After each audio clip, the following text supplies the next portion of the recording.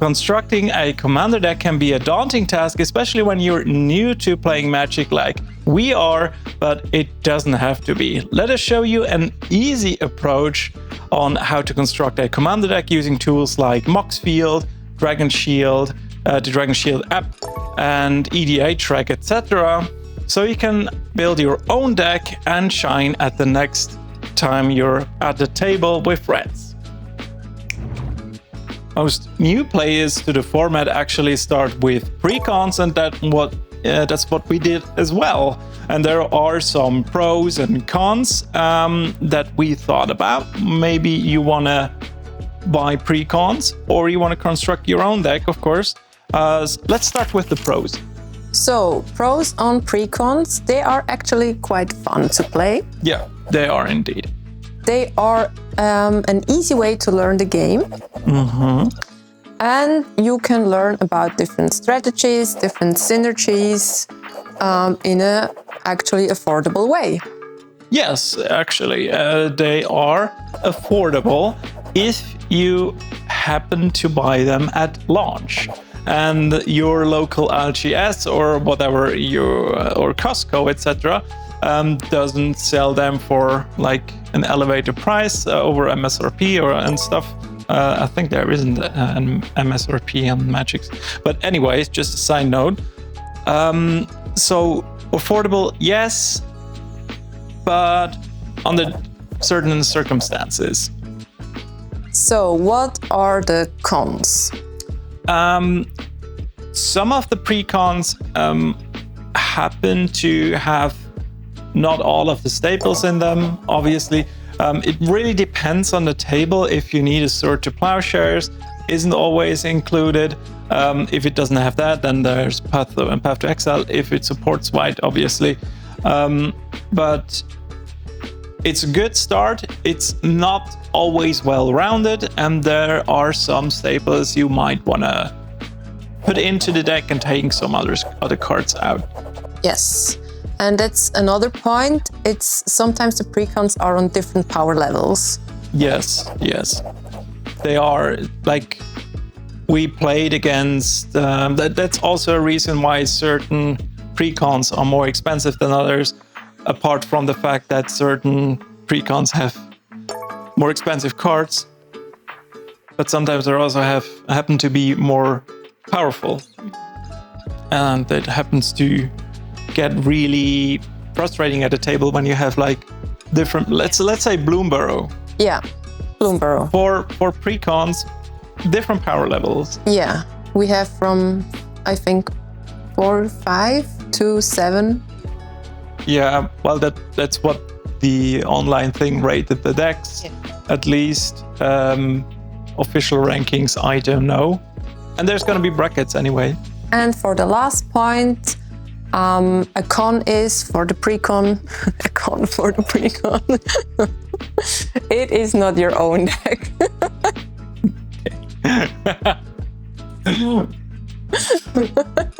Yes. That was a good one. Yeah, that was a good one.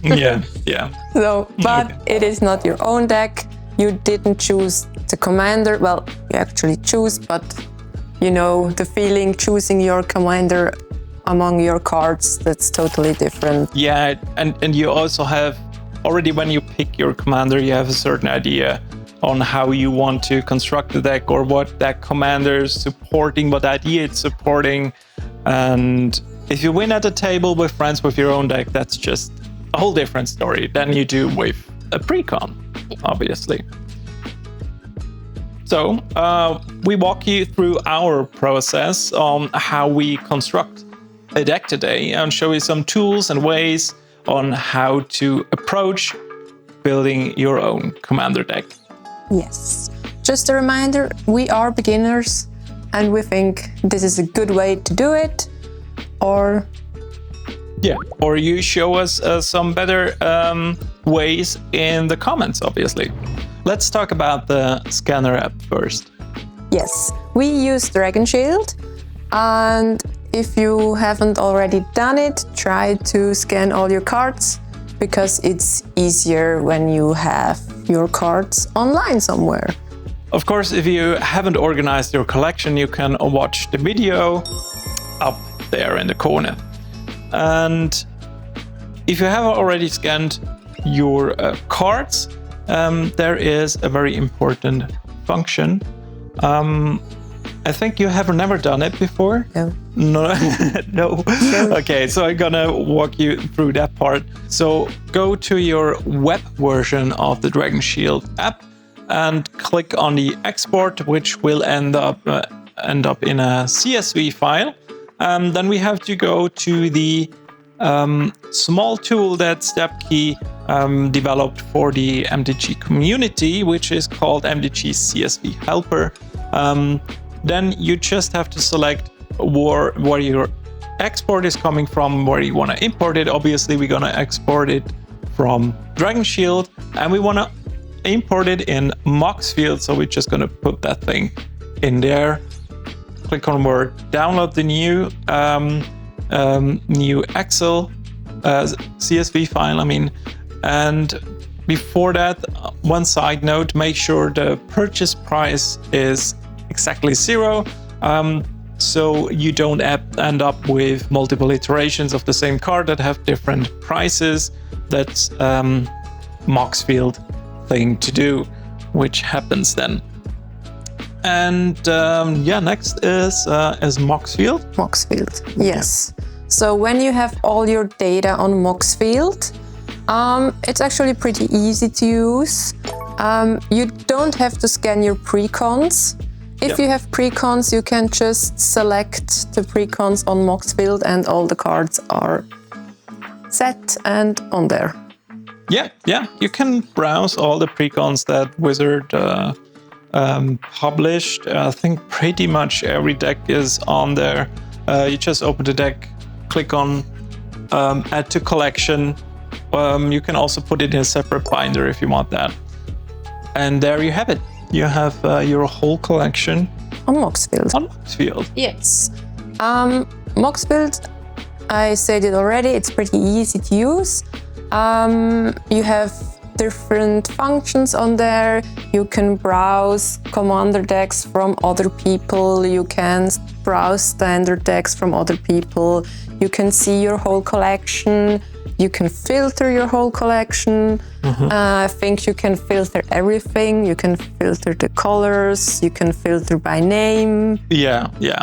It's not as thorough as Scryfall, but most of the data, or I think all the card data on Moxfield comes from Scryfall, and also prices. You can choose whatever purchase and sell a platform you want, like Card Kingdom, TCG Player, Card Market, whatever you prefer. Yeah. So we have 2 ways to construct a commander deck. The first one is with help, and the second one is without help. Yeah. Or with inspiration. With inspiration. Yeah, a lot of fantasy. Okay. So obviously, before you can construct your commander deck, you have to know which commander you want to play.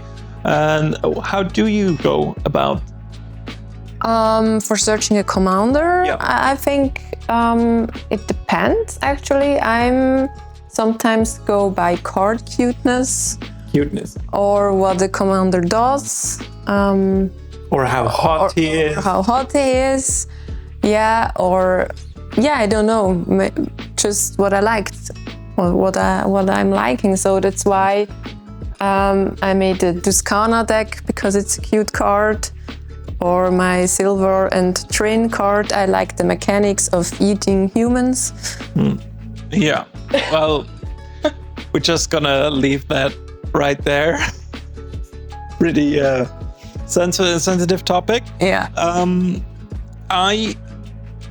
For me, it comes down to my daily mood, most of the time at least. Sometimes I feel like I want to play pure black and, sack everything to like Bracer is a nightmare, or then I envy your deck when you play green and I say, I really want some ramp spells desperately, so the next commander is going to have green in them. Really changes. And so we do have a lot of different colors, because sometimes when someone plays one color or a combination, then the other thinks, oh, that's actually pretty cool. I want to do something similar, but not too similar. So we end up with a lot of different decks that have different strategies. But if you have your legendary creature, your commander chosen, what happens? So I actually, when I do a commander deck with help, I'm searching on Moxfield different commander decks from other people. I'm looking actually for a deck that has a lot of cards that we already have. Mostly these are the more budget-friendly decks.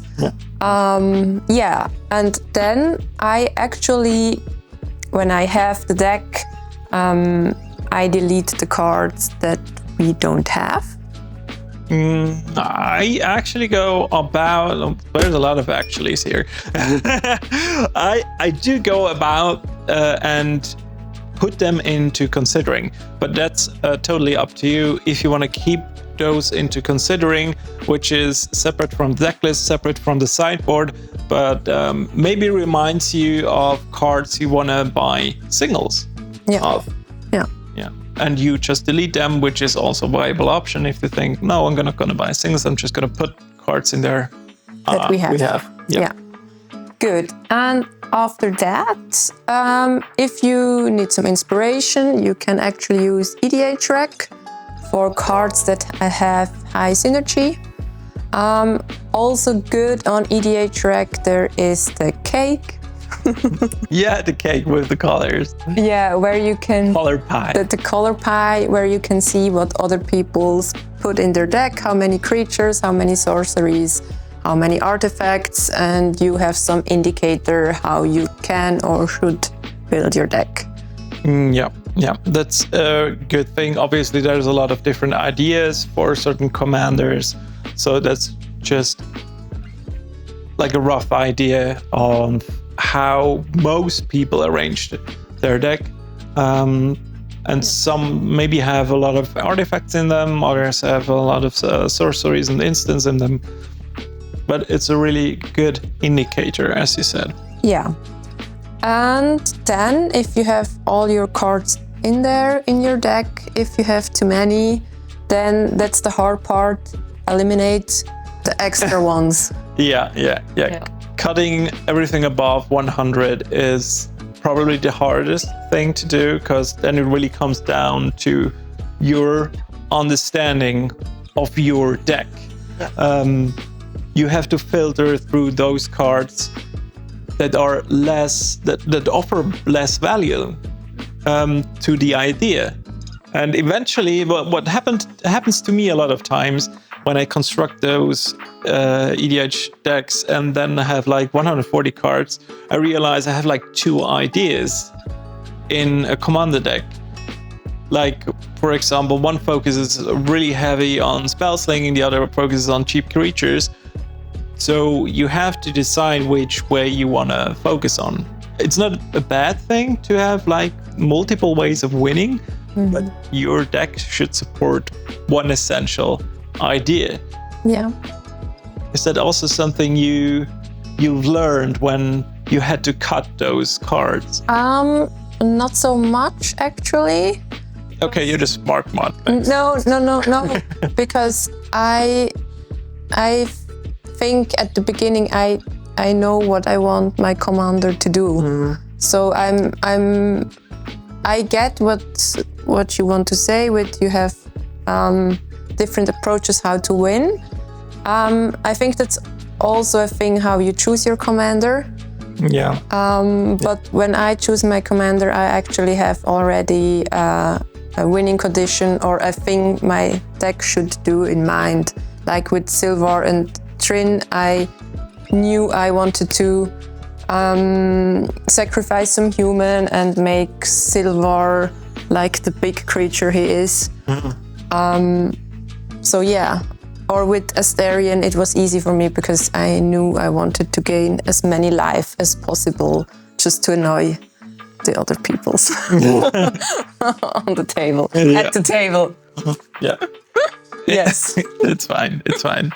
Yeah. Alrighty. Yeah, and if you have finished your deck, we are doing a play test actually. Yeah. You can do it on Moxfield. There is a thing where you can simulate your card drawing. Yeah. And it also shows your mana ramp, or how do you say it, mana? Like your mana distribution, Yeah. like how many, let's say you have blue-red, how many mana symbols in your cost are red, how many are blue, and then how many lands cover that cost. Yeah. So that's a really good indicator to say, hey, you have not enough mountains, or you have too many islands, or always go down there to check. Yeah. Yeah. Yeah. Yeah, we checked that. We are play testing against each other actually. We also learned a term from a good friend that's goldfishing. Yeah. When you play against no one. Yeah, or against the proper goldfish, but we don't have one. Yeah, we could just play against our cat. Yeah. Yeah. Tristaining. Tristaining. Yeah. We also do a short check about the power level. There is one side, Yeah, but that might change actually now because of the bracket system. But it might be a good indicator to tell your friends, hey, we're gonna show it somewhere. Yeah. Is my deck too powerful? Like is it a 7 and above? Yeah. If you're really casual, or is it easygoing? Yeah. I think the first deck, just a side note, I think the first deck we built are more powerful than the decks we are building now, because we want to play with our friends and we want to play to have fun. So we do look for more casual decks. Yeah, we do. Well, I think that's something most people go through. I asked my friend, and he has a new friend who just started playing, and he actually told me that he came up with ridiculous deck list that is probably 7-8, costs a couple $100 because you're so excited about your first cards and you want to put them in the deck and they're so awesome, and you have like 3 tutors and I don't know how many 20 combos and 2 infinite combos. But you also have to think about the power level of your table, and that everyone gets to have fun. And if you want to play those high power levels, there's certain tables that play CDH. Yeah. Then go for that. Yeah. Good. I think that's everything. If you want to construct a deck with help. With help, yeah. Yeah. So what are we doing when we don't have help, or when we want to do it all by ourselves? Yeah. Yeah. So if you want to build your commander deck from scratch, how we go about is we check our collection. Obviously, you could check it physically, but it's a lot easier on Moxfield. Just search for your legendary creatures. If you already have a color or combination in mind, tick those boxes, and then it will show you just the legendary creatures that have those colors. So you skim through them and eventually find a commander that you really like and want to build a deck around. Yes. Then I think the next step is analyzing what your commander is doing, what he or she should do on the battlefield. Yeah, and sometimes that's not an easy question to answer, because like I did say before, you might come across different ideas that also the commander supports with his playstyle that you didn't think of at first. At least, like, we are still new to Commander. That's probably the reason why that happens.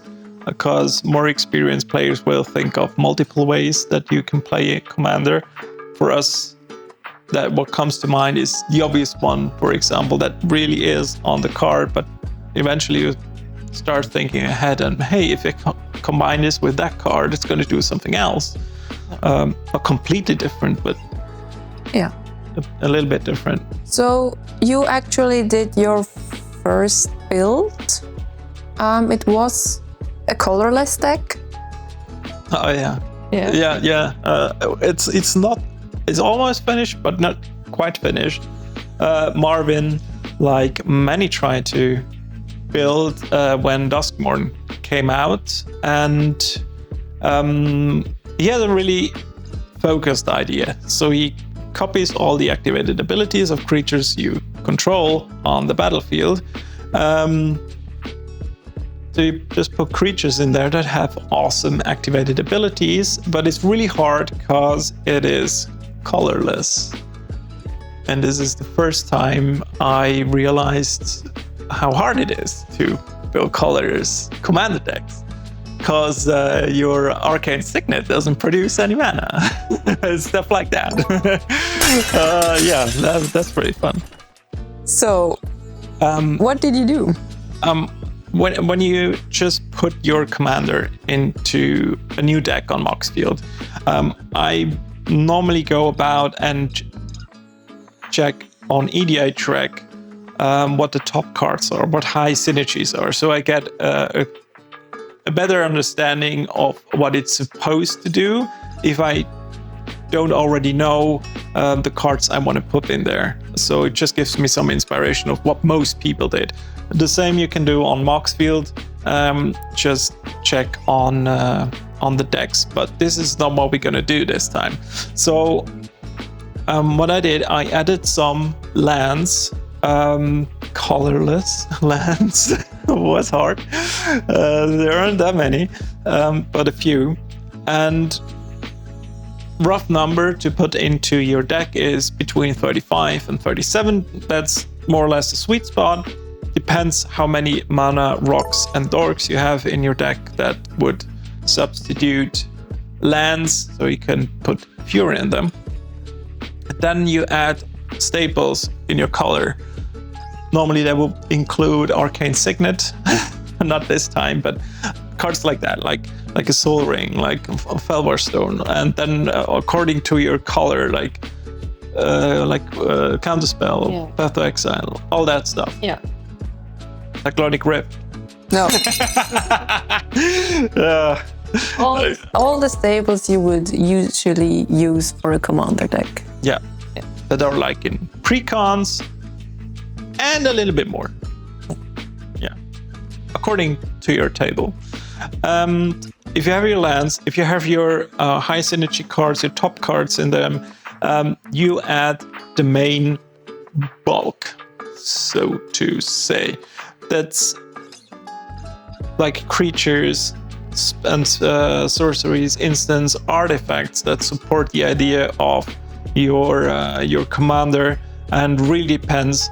Marvin, for example, obviously wants to have a lot of creatures because his idea is copying the abilities from creatures, so it's a more creature-heavy deck.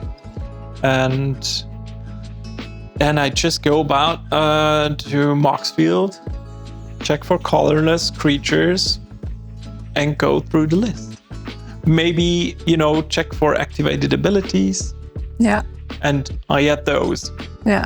You can also search for ability or card texts on Moxfield. Yeah. So if you know you want a creature with Death Touch or Double Strike or whatever, you can search for these keywords, and the cards will pop up. So it makes it a little bit easier than just to go through all the, I don't know how many creatures cards we have. Yeah, makes it a lot easier, especially with Marvin. You need some mana because artifact spells are expensive, so you need some mana dorks in this case, as well, that are artifact creatures. And this time, so I would search for add mana and artifact creatures, for example. Yeah. And there you have it. You have your constructed commander deck from scratch. From scratch, yeah. It is a little bit more, how would I say it? A little bit more complex, yeah. But I think after that you have a pretty good understanding of your deck because you added all your cards by yourself and not from high synergy cards, EDH recommendations, or another deck you copied from Moxfield.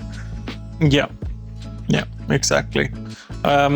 Obviously, copying or duplicating a deck on Moxfield helps to get your deck going. But if you build it from scratch, like you said, you know what cards are in there, what you intended to do with them. And if you happen to have a tutor, you normally know what cards you are looking for if you haven't played the deck that many times. Yeah, and that's it. Yeah, then comes the fun part. No? For you, it's fun part. for you, it's the fun part. For me, it's the part. So, well, to the fun part. Searching the cards. Yes, physically collecting and putting your deck together. If you watch our previous video on organizing Magic the Gathering cards, it's gonna be fun and easy and really quick. Like, depends on how many sets are involved, but normally we put our decks together in like 30 to 60 minutes. Yeah.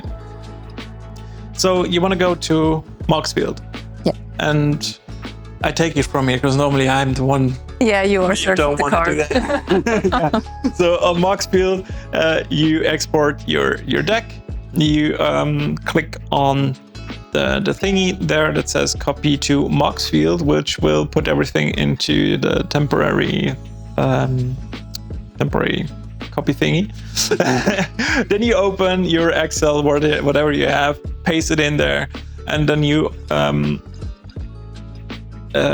arrange your table so you can finally print it with like first row is set. Yeah. So then also sorted alphabetically. Then next one is number. Yeah. Sorted. Yeah. Yeah. Upwards. Yeah. Or whatever. Ascending. Descending. Ascending. No, ascending. I think it's growing. Okay. I don't know. We're gonna show that on screen, and you can have it on your phone or print it, and then we just put it there and grab all the binders, and we search all the cards. Yeah, grab but it's all the really binders. easy. You have your sets. You just take one binder that corresponds to the set.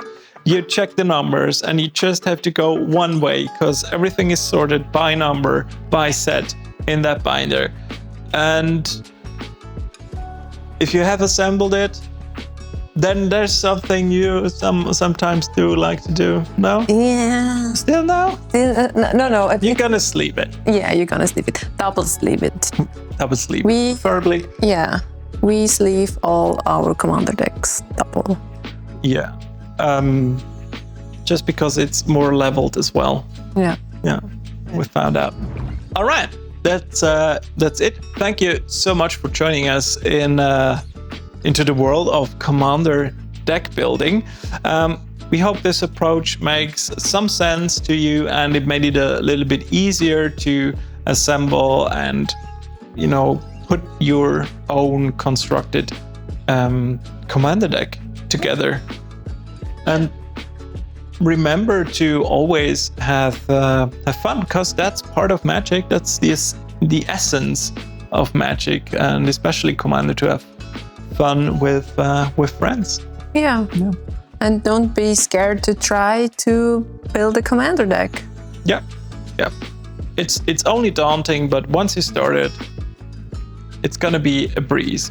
And if you already have friends to play Commander with, they're totally gonna help you out and tell you if the deck needs some tweaking, or it's good as it is, or if it's just jank but fun, you know. And for easy findings, we put all the links from all the tools we used in our description, so you can just go down there and click on the tools. Yep, that's very good. Yeah, gonna do that.